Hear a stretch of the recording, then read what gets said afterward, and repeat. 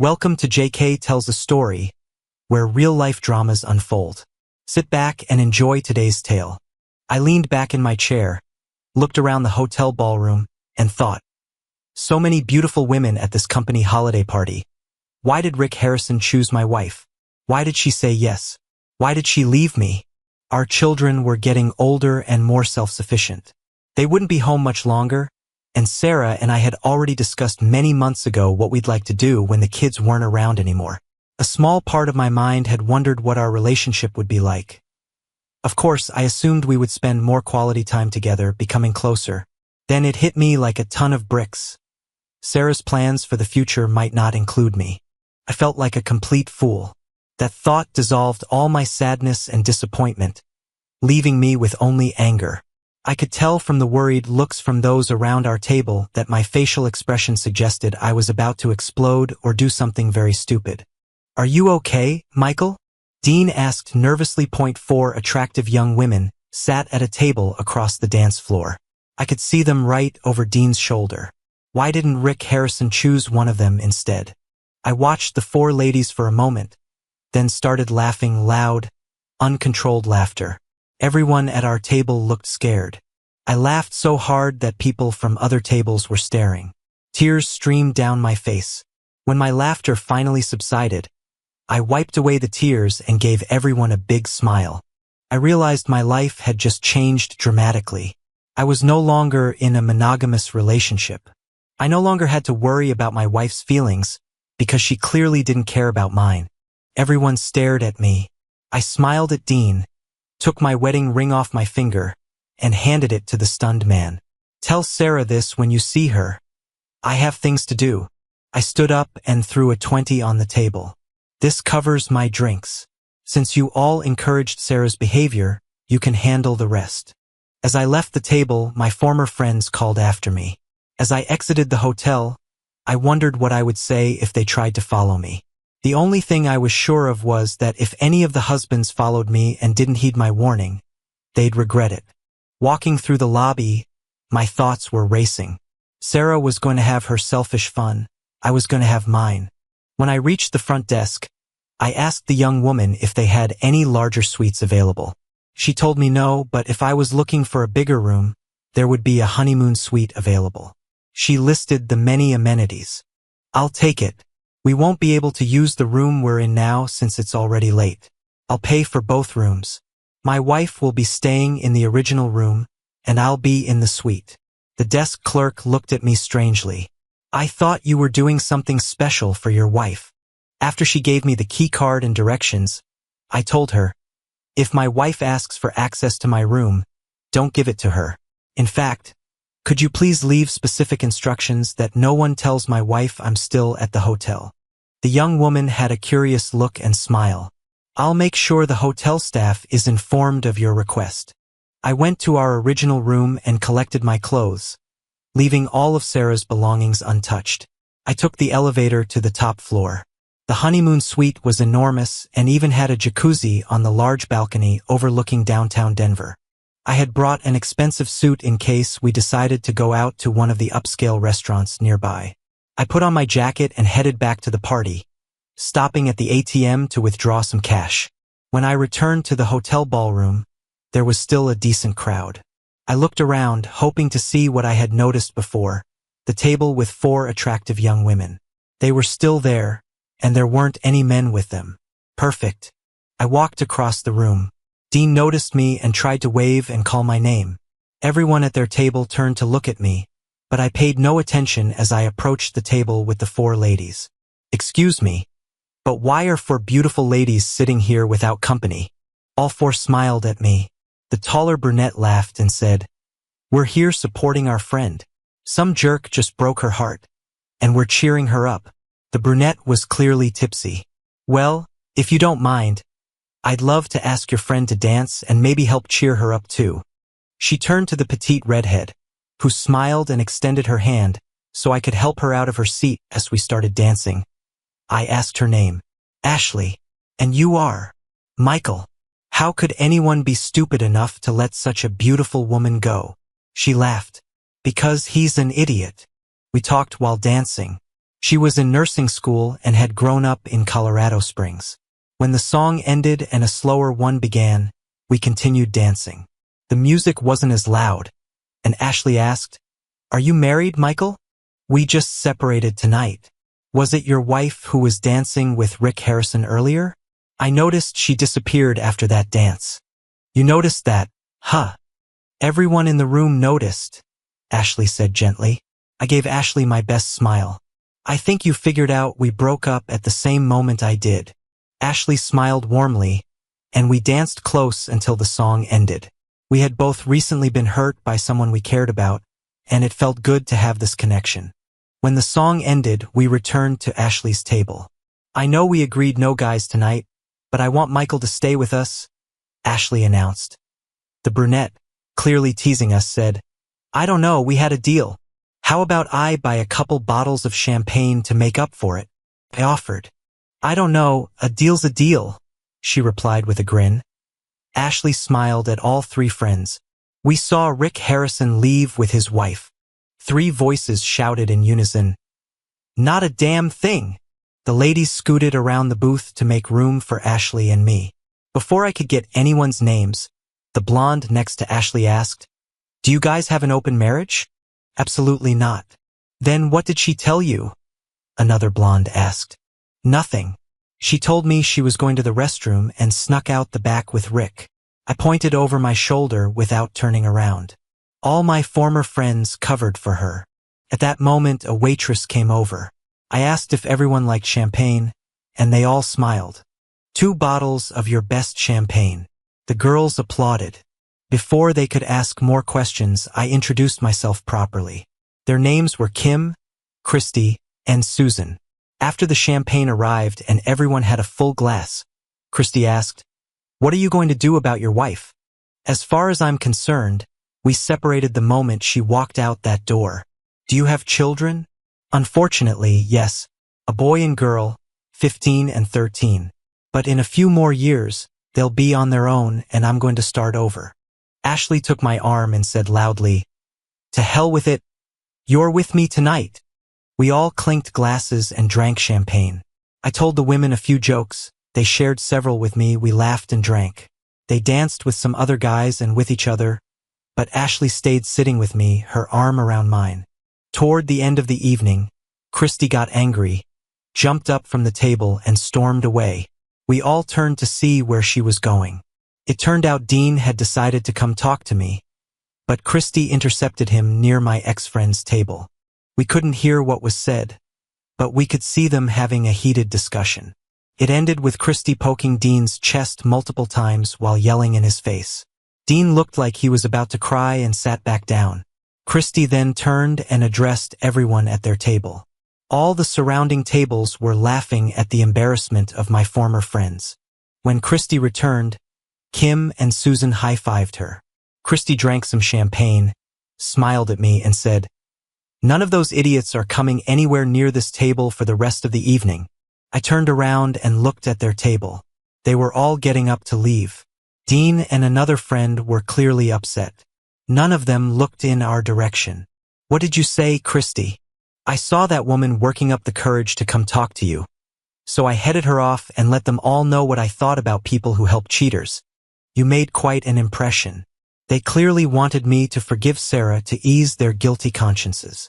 "Well, I had to do something," Christy said, grinning. Ashley grabbed my face and said, "Oh no, you don't." And she kissed me firmly on the lips while the other 3 girls cheered her on. After the kiss, Ashley smiled sweetly at me. Kim said, "Get a room, you two." "Well, actually," I said, "I do have a suite in this hotel, and you ladies look like you shouldn't be driving. If we hurry, we can still order champagne to the room." After I paid the bar tab, the 4 of us headed upstairs. Ashley clung to my arm, and the other 3 held onto us for support. At the front desk, I ordered 4 bottles of champagne for my room. When I told the receptionist my room was the honeymoon suite, all the girls started giggling. Rising in the elevator, the 3 ladies began humming "Here Comes the Bride." Ashley turned bright red but held on to me even tighter. As we approached the door, the ladies began laughing. saying I should carry the bride over the threshold. Ashley looked at me with her big, beautiful eyes and said, "You don't have to if you don't want to." I opened the door, picked Ashley up in my arms, and carried her into the room. When I set her down inside, Ashley put her arms around my neck and kissed me deeply. The ladies thought it was sweet until Christy noticed the jacuzzi on the balcony. Before I could react, all three of them had changed into swimwear they apparently had with them and were sitting in the jacuzzi. I set Ashley down, and she continued to hold my hand, smiling at me. There was a knock at the door. Our champagne had arrived. We brought the champagne to the ladies on the balcony. They joked and giggled. Susan told me I was overdressed and needed to relax. I laughed and told them I was keeping Ashley company. They called for Ashley to join them in the jacuzzi, but she just smiled and pulled me back into the room. We headed to the main suite while her friends sang from the balcony, laughing hysterically. The next morning, I woke up with Ashley curled up next to me and three other women sleeping across the king-sized bed. They must have come inside after Ashley and I had fallen asleep. I slipped out of bed quietly. Ashley opened her eyes, saw me and smiled. "Did you have fun, Michael?" "Yes. Best night I've had in years." "Any regrets?" "None at all. Come take a shower with me." Ashley slipped out of bed and followed me to the bathroom. We shared a long, warm shower together, talking quietly and enjoying each other's company. When Ashley and I emerged from the bathroom, we discovered our time together had woken up the ladies. They were hungover but happy, ordering room service and drinking mimosas. "I can't wait to get in that shower," Christy said. "You two made it sound like the most relaxing shower ever." All three girls burst out laughing as Ashley and I smiled at each other. After everyone had showered and cleaned up, they prepared to leave, except for Ashley, who asked if I would give her a ride home. While we were driving, she moved closer to me. "Michael, I know what your wife did was terrible, but you could still go back to her if you wanted. If you don't, I'd be happy if we could see each other again." Ashley smiled at me hopefully. "I'd be glad of that, Ashley. At the moment, I have no intention of staying with my ex-wife. I really enjoyed being with you. You're what I need right now. So call me if you think we can make this work." I kissed Ashley at her door. When she opened it, Christy was sitting on the couch and waved at me as I left. I realized I was avoiding making a decision about what to do with Sarah. Going back to the party was a reaction to Sarah's infidelity. It didn't solve my problems with her, but it made me feel a lot better.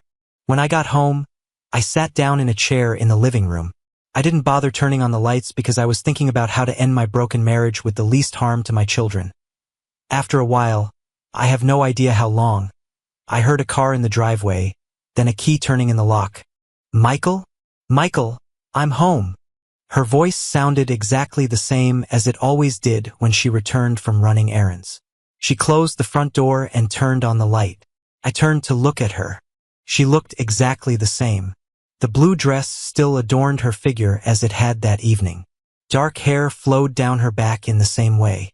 Poised shoulders, face, rings on fingers. Everything was exactly the same.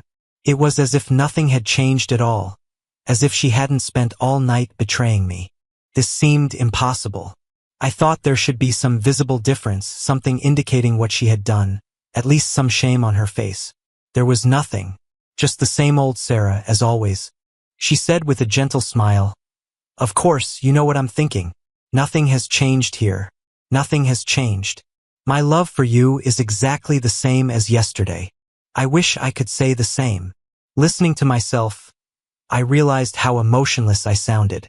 With the look of a dead man, I stared at Sarah, pointing toward our bedroom. "Don't start. Go take a shower." After trying to say a few words while I kept pointing toward the bedroom, Sarah finally left. After her shower, she returned downstairs. "Michael, where are my clothes from last night?" "I think they're in the hotel room where you left them." "You didn't bring my clothes home?" "No." "Did you leave something important there?" Sarah looked like she was about to say something when she realized her next statement would be about how inattentive I had been. Instead, she sat in silence, realizing how incredibly stupid that would sound. "Why did you do it, Sarah?" I asked. Sarah sighed. It was Rick Harrison. Last night, when he asked me to dance, I felt like the most popular woman in the room. He made me feel special. Sarah was still glowing from the night before as she said this. I could see she had tuned out our conversation as she fondly recalled moments from the previous evening. That was the moment I realized it was truly over. Sarah would always cherish her time with Rick Harrison more than any moment with me. I was just an afterthought. Do you love him? I asked. No, I don't love him. It was just intimacy. I love you, Michael, she replied. You and I have completely different understandings of how to treat the person you love, I said. I could tell by the surprised look on Sarah's face that she felt I was just being a crybaby because my ego was hurt, which was sad, because she had crushed my ego purely to feed hers. I came back to you, Michael, because I love you. If he had asked you to stay, to become his girlfriend or wife, would you be here now? Sarah hesitated, then noticed I was watching her carefully. Of course not.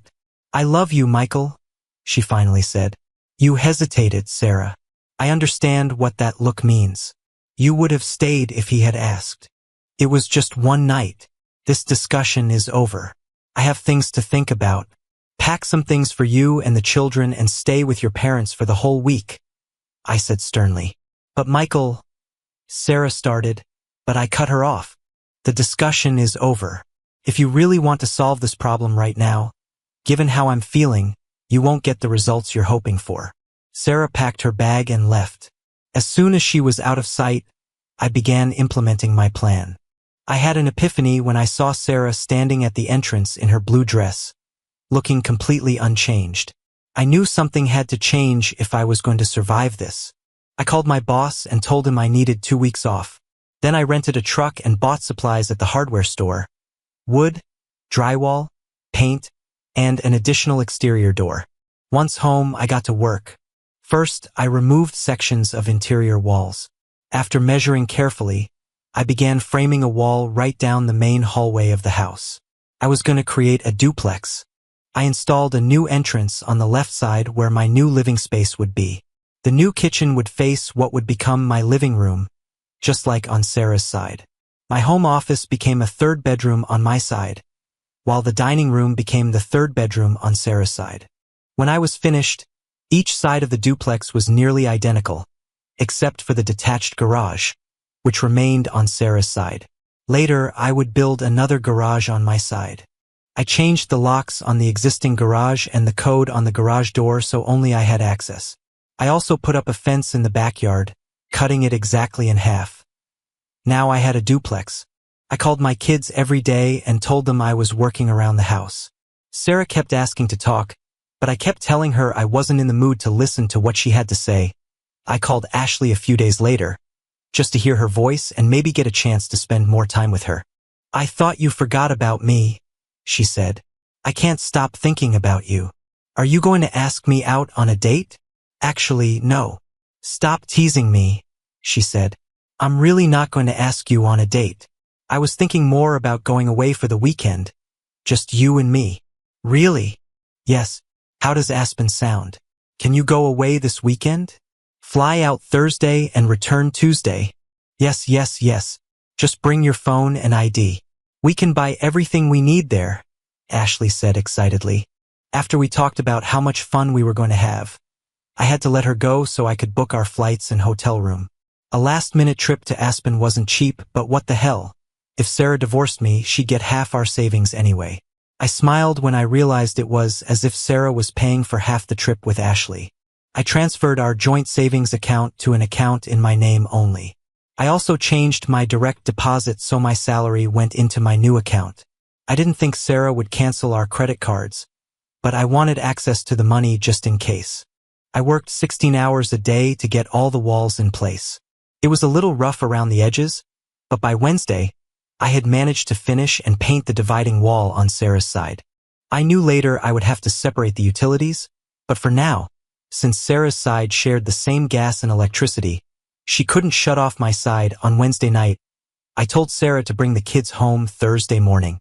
Thursday morning, I secured my part of the house and sat on a chair out front, waiting for them to arrive. When they pulled up and got out of the car, They all stood on the front lawn, stunned. Emma was the first to speak. "Dad, what did you do?" she asked. "I turned our house into a duplex. Don't you like it?" All three turned and looked at me like I was crazy. They stood there with their mouths open. "Don't worry, guys. I finished the left side and moved your things to your new rooms." I showed the kids the left side of the house while Sarah carried their bags to their rooms. They were speechless. Our short tour ended with all of us gathered in my new living room.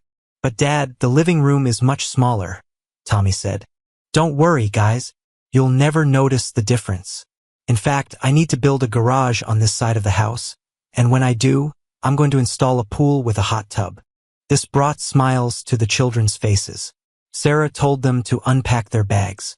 She looked at me like she wanted to talk, but I followed the kids, helping them organize their things and making sure they had what they needed. After they settled in, I brought out sandwiches I had bought from a local deli, and we ate lunch at my kitchen table. "Dad, what is this all about?" Emma asked, but mostly she watched Sarah's reaction.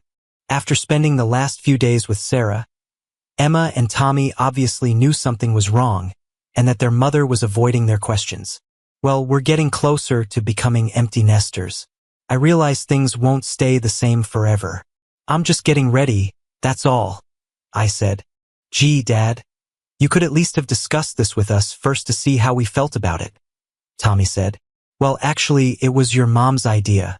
She said she decided we needed a change and she needed something different," I explained, grinning at Sarah. "Mom, why did you make such an important decision without discussing it with us?" Emma asked. "Yes, Mom. Don't you care what we think?" Tommy added. Sarah looked confused. "It was just a misunderstanding. Your father misunderstood how I felt." "I don't know, honey.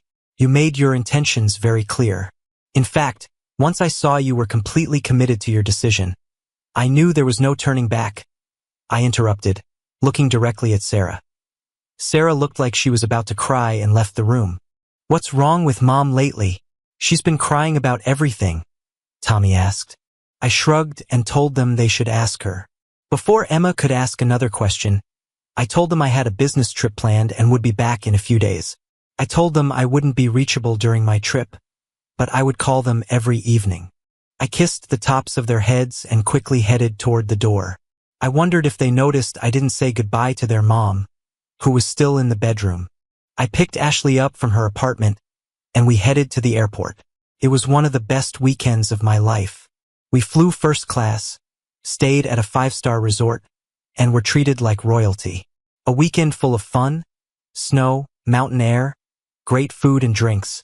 And even better, Ashley was very affectionate and constantly showed how much she enjoyed being with me. By the time we headed back, we were both completely relaxed, and I felt like I knew Ashley much better. On Tuesday, I dropped Ashley off at her apartment. Ashley kissed me passionately at the front door. "Do you want to spend one more night with me?" she asked. "Yes, I would love to, but I need to face reality sometime, and you have classes tomorrow. Call me before you go to bed. I need to hear your voice before I sleep." I said that I kissed her one last time and drove home, smiling to myself. As I was driving down the street to my house, I saw Sarah's car parked in her driveway. I parked on the street in front of my part of the house to avoid her. While I was unpacking, Sarah knocked on my front door. "You're back," she said. "Yes, I am. Can we talk?" "Of course. What do you want to talk about?" I asked. "Can I come in?" she asked. "No, you're not allowed on my side. To be clear, this is my personal living space, and you are not welcome here." "Never," I said firmly. Sarah, clearly shocked, looked at me for a moment before turning to go back to her side. The reality that I was not going to live on her side of the duplex had just become clear. We ended up sitting at her kitchen table. "Michael, I love you, and I want everything to go back to normal," Sarah said. "It's not going to happen," I replied. "Why?" "Because, in case you haven't noticed, you did something that changed how I feel about you forever." "It shouldn't be like this," she said. "Actually, that's true. Nothing will undo what you did or how I feel about it. But I love you," She collected her thoughts. Let's say we were on a date as a couple with our friends. You left me and went with another woman, spent the entire night, and slept with her. If you had done this on our first date, would there have been a second? But Michael, it was Rick, she said. I don't care who it was. You chose someone else over me, I said. Michael, I keep trying to tell you that I didn't choose Rick over you, she insisted. So you didn't choose to sneak out the back of the hotel? You didn't sleep with Rick Harrison. It was just one night. You had your whole life to show me how much you loved me. The moment someone more famous spoke to you, I became nothing. Does this mean I should keep you away from all famous athletes, actors, politicians? You know there's a marathon this weekend. Are you planning to sleep with the winner? This isn't fair. In a quiet, even tone, I said, so now you want me to be fair. You want a chance to minimize your betrayal, a chance to talk me out of my anger over what you did, a chance to shame me for feeling betrayed, a fair chance to accuse me of not putting our family before my own pain. I seem to be the only one expected to be fair in this relationship. I reached across the table and took her hand. She smiled and took my hand with both of hers. I looked deep into Sarah's eyes, knowing I was going to hurt her. Sarah needed to know exactly how our relationship would develop in the future. It's too late, Sarah. Too late. Yes, too late. I found someone else. Sarah pulled her hands away from mine as if my hand was on fire. Do you know who it is? I'm sure Dean and your friends told you who I was with that night after you left. The redhead I danced with, the one who held me while we danced, the woman who replaced you on the anniversary you threw away. When the words replaced you and threw away reached her, I looked into Sarah's eyes and saw profound sadness. I realized Dean must have told Sarah about Ashley and me dancing together, looking like lovers. With anger simmering in her voice, Sarah said, "Are you doing this to get back at me? Throwing some 24-year-old girl in my face to get even?" Actually, 21. I spent 4 days with her in Aspen. You know, that dream vacation you and I always wanted to take. It was amazing, I said, unable to suppress a slight grin. Sarah glared at me. After I finished speaking, I saw my words had made her very angry. I knew the smirk that remained on my face increased her anger. I reminded myself of the children and took a deep breath, forcing my expression to relax so my grin disappeared. With a look in her eyes that I knew would be followed by some soul-searing condemnation, Sarah opened her mouth and pointed her finger at me. But when she saw my grin return, she realized I knew every word she was going to say. Sarah froze, then exhaled slowly, closed her mouth, and placed her hand on the table. We sat quietly, staring at each other. I knew Sarah wanted to yell at me, tear me apart, put me in my place for what I had done. But she realized she had no moral ground left to stand on. The leverage she was used to having in our relationship was based on love and trust, the same love and trust she had casually erased. Finally, it dawned on Sarah that what she had done had cost her more than she had ever imagined. I'm sure when Sarah decided to sleep with Rick, she thought she would just spend some of the goodwill she had accumulated over the years of our marriage. She finally suspected that she had foolishly put everything on the line. Sarah sat quietly for a moment, staring at her hands clasped together on the table. It doesn't matter. I love you, she said. Yes, you continue to think your love means something special. Why do you think your love is important to me after what you did? It's obvious my love for you meant nothing to you, so why should I value yours? I replied. But I don't want to lose you, Sarah said. Well, I don't understand why you thought you could completely destroy my trust in you and expect to keep me. You took me for granted, and now you don't deserve me, I said. I'm going to my place. I still have a lot of work to do around the house. I'll be back to have dinner with you and the kids. Please don't bother me until then. I got up and returned to my apartment. Sarah was crying when I left. Leaving Sarah was terribly painful. I wanted to comfort her like before, but deep down, I knew there was no going back to what we were. The Sarah I thought of as my wife was gone and never would be again. Everything I would ever have with her would be a painful reminder of everything we could have had. Everything she carelessly destroyed without a second thought or an ounce of guilt. Before dinner, the kids and I went to my side of the house to look around. I showed them the new kitchen area and how I was going to remove the back wall and make it all glass to overlook the new pool. They looked worried as they examined the fence dividing the backyard in half. They realized this side would be Daddy's home. I then showed them where their new rooms would be on my side of the house. "Why do I need 2 bedrooms in the house, Dad?" Tommy asked. "Because this side will be my home, and that side will be your mother's home." "Are you and Mom getting a divorce, Dad?" "Mom doesn't say anything, no matter how many times we ask," Emma said. "No, we're just separated. I don't want to be a weekend dad, so I thought I'd just split the house, and you two can live on whichever side you want each day," I explained. Before we could continue, Sarah poked her head through my front door to announce that dinner was ready. We ate in silence. Sarah was tense, and it was clear the children were learning more about what was happening. Tommy blurted out too loudly, "I'll move in with Dad as soon as he finishes my room." Sarah had a shocked look on her face. "Dad said you guys are separating," Tommy exclaimed. "We are not. It's just a misunderstanding, and we're not done discussing it yet," Sarah clarified.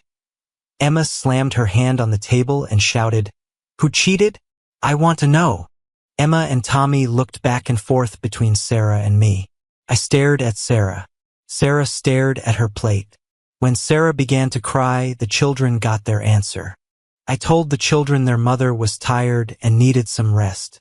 I helped Sarah up and walked her to the bedroom, helped her get ready for bed, and tucked her in. I quickly kissed her forehead as if she were a child who had woken from a nightmare. I turned off the light and closed the door. I focused on feeling for Sarah as I would for one of my children, an adult child who had committed a terrible crime and was sentenced to prison for life. I would still love my child, but they would no longer be part of my daily life or thoughts. First, I went to Tommy's room. He was lying on his bed, texting his friends. I asked if he wanted to talk about it. He said no, not really. I went to Emma's room. Emma was angry and crying. "Why did she do this, Dad? You have to ask her. You can't just forgive her. Can you?" "Then I would never be able to forgive myself," Emma said. "I know, but I want us to stay together as a family. We are together. I just won't sleep in the same room as your mother anymore," I explained, hugging Emma. We said we loved each other, and I returned to my part of the house. This became our new normal. I always left for work before the kids got up, so our morning routine didn't change. Sarah and I still shared responsibilities, taking the kids to friends' activities and sports. We still had our usual family dinners together whenever possible in Sarah's half of the house. Sarah tried to talk to me about us about once a week, but I shut her down, saying I didn't want to discuss it. Another obvious change was at school functions. I never stood or sat next to Sarah during our children's school activities. If Sarah moved next to me, I immediately excused myself to go to the restroom. When I returned, I sat or stood somewhere else. I was never alone for long, as at least one of the single or divorced women we knew quickly found herself next to me. And yes, they always asked, and my answer was, we separated. Over the next month, I bought new clothes, new appliances, new kitchen cabinets, and new furniture for my side.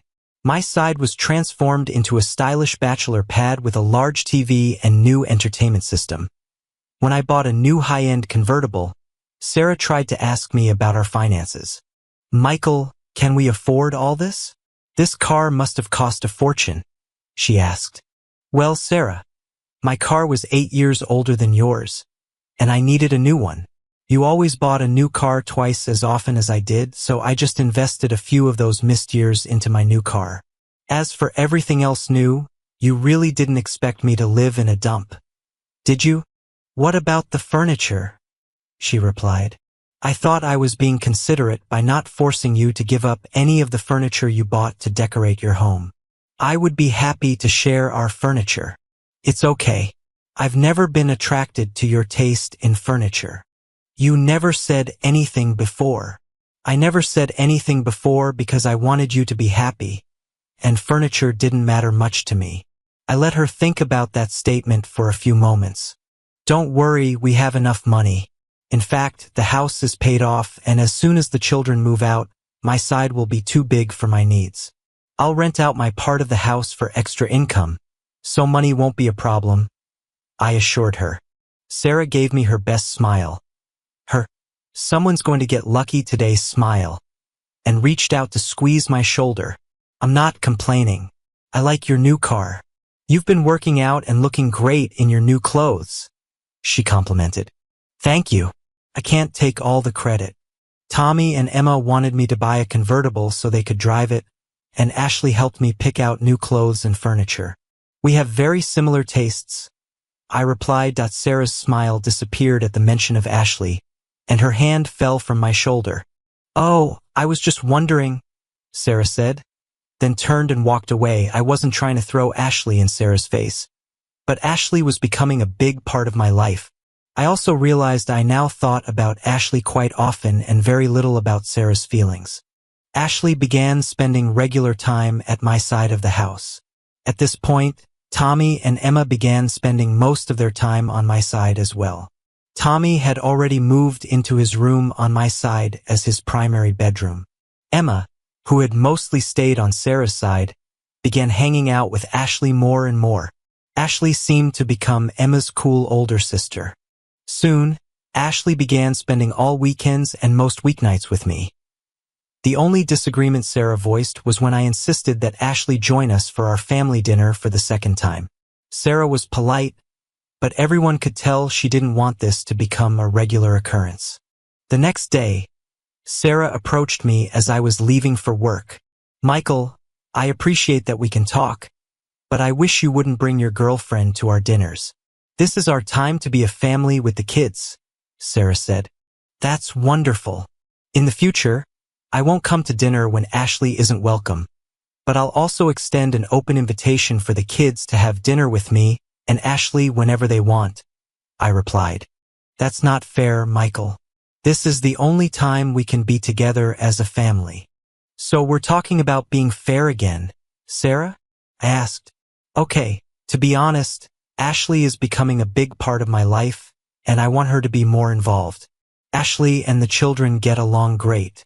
I don't think excluding Ashley from our family dinners is fair to her or fair to the kids. If you want to exclude her, you're going to exclude me too, I stated firmly. But Michael, Sarah began, your honesty, you brought yours to hell with my feelings. I bet you thought you were being honest when you slipped out the back door to sleep with Rick Harrison. Even though we were no longer living together, it was surprising to see how easily Sarah thought she could still manipulate me. Sarah thought she had leverage over me beyond the well-being of the children. Sarah, you threw honor out the window that night. So if you don't like it, fair would be for me to start cooking all the dinners on my side, and I'll let you come over when we have them. Ashley is a great cook and loves doing it, I said, holding back my emotions. With tears in her eyes, Sarah said, I'm sorry I brought this up. After the pool and hot tub were completed, Tommy especially enjoyed having Kim, Christy, and Susan come hang out by the new pool. They flirted shamelessly with Tommy. I knew they were having a friendly competition to see who could make him blush the brightest. They started competing by wearing increasingly revealing swimsuits. In the end, Christy couldn't really compete because her figure wouldn't allow anything too small, but Christy won when she gave Tommy a playful kiss on the cheek in the pool, making him so flustered he couldn't get out of the water for a good 10 minutes. Tommy was definitely the real winner in their competition. As a result, Tommy gained confidence with girls and started dating someone at school. Once they met Tommy's girlfriend, the ladies stopped flirting with Tommy and treated his girlfriend like the luckiest girl in the world. Ashley had some wonderful friends, and no, I never allowed Sarah to come to my side of the house. I didn't want Sarah to complicate my relationship with Ashley. Unfortunately, a few years later, Ashley graduated from nursing school and we broke up. I saw it in Ashley's face when we went to Susan's wedding together. I knew I was essentially becoming like a father figure to her because of our age difference. It didn't matter to me, but I could tell it mattered to Ashley. Don't get me wrong, we got along wonderfully. We spent whole weekends together, and I got to know her family well. We often went on vacations together, sometimes with my children. When she mentioned she was thinking about moving away for a job opportunity, I proposed to her. She told me she was honored that I asked, but she wanted to try living independently for a while. I told her I would like to start a new family with her. She never said it directly, but I saw the conflict in her eyes. I was the perfect man for her, just not the right age. Unfortunately, I felt like I was being taken for granted, as subtly as I could. I tried to make Ashley realize that her long list of standards was becoming a wall no man could climb. Trust is the foundation of healthy relationships, but as with Sarah, I became a victim of my own success. I could tell Ashley thought guys like me were common. I pointed out to Ashley that Sarah had thought the same thing, and look where she was now. When Ashley replied, "I would never be so stupid," our fate was sealed.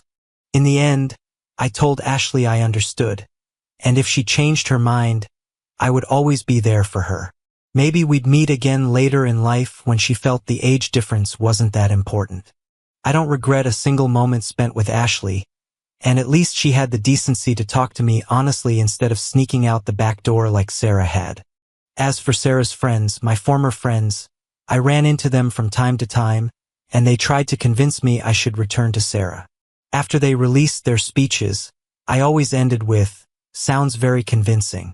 Now tell me how you feel when your spouse cheats on you."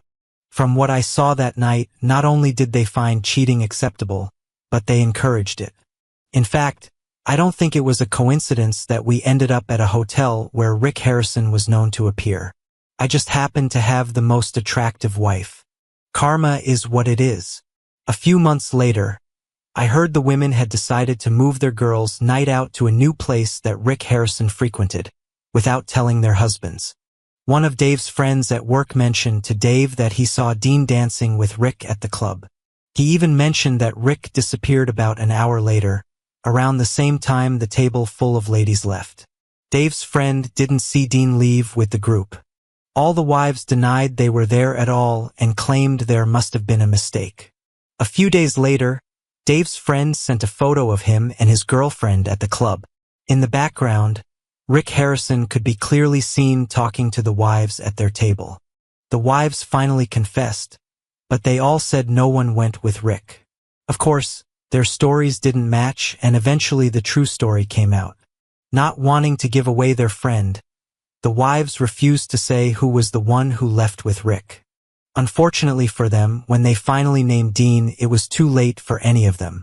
Too many lies had been told, and trust had been damaged. From what I was told, when all the husbands met to compare their wives' stories, Dave's closing comments summed it up. "They covered for each other for too long. They all lied to us too easily. This isn't their first girls' night out. How do we know it wasn't just Dean's turn to have fun with Rick Harrison, or anyone else, for that matter?" Every husband remembered the expression on his wife's face when Rick Harrison approached their table that evening. Everyone heard how their wives had endorsed Sarah's behavior and how lucky she was to have this opportunity. After Sarah's encounter with Rick, all the women were excited because Sarah had talked about her experience with Rick. At first, the husbands were happy to get a little extra attention in the bedroom, but a couple of months later, one of the husbands joked to another about how much he disliked their new silk sheets. After comparing notes, both husbands realized the silk sheets were new, and both sets were white. In conversation with other husbands, for beds with new white silk sheets were discovered. After Dean's night with Rick, the husbands became concerned that their wives were reliving their own experiences with him. All 4 couples divorced within a year. I found out about all this because Dave was the first one to get divorced, and he apologized to me. After he told me what led to his divorce, each husband later personally apologized to me for their role that night with Sarah. Everyone basically said, "If I had stood up for you then, perhaps I would have sent a clearer message to my own wife, and we would still be married. As for Rick Harrison, his pattern of pursuing married women ended up angering the wrong person. Nobody knows who did it, but as Rick Harrison walked out of the back of a club with his latest conquest, someone in a ski mask attacked him with a taser. Before Rick could recover, the attacker struck him in a sensitive area. While Rick was screaming and doubled over, the person literally shattered both of Rick's kneecaps. Even though there was security video, no one was ever brought to justice. There were too many husbands who had motives and opportunities. Rick lost the ability to walk normally. As for Sarah, the last time we talked about us was the day Emma moved out. We were already divorced, and I had already rented out my part of the house and moved into a condo by the ocean. Standing in the driveway, Sarah asked if she could talk to me after Emma drove away to college. "Michael, I still love you. I made a terrible mistake, and I've regretted it every day since then. I haven't dated or even looked at another man. I know you haven't been in a serious relationship with anyone since Ashley, and I'd like you to consider moving back in with me, just to see how it goes," Sarah said. Sarah then took a necklace off her neck and handed it to me.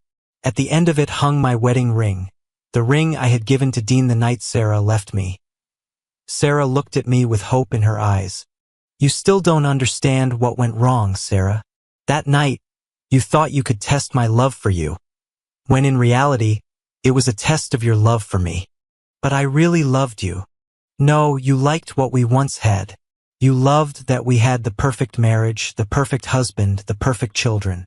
You liked that I didn't treat you like property, like a trophy wife, that we shared important decisions. You loved that our intimacy, although less frequent, was just as intense as when we first met. You liked that I always cared about how you felt ahead of everyone else.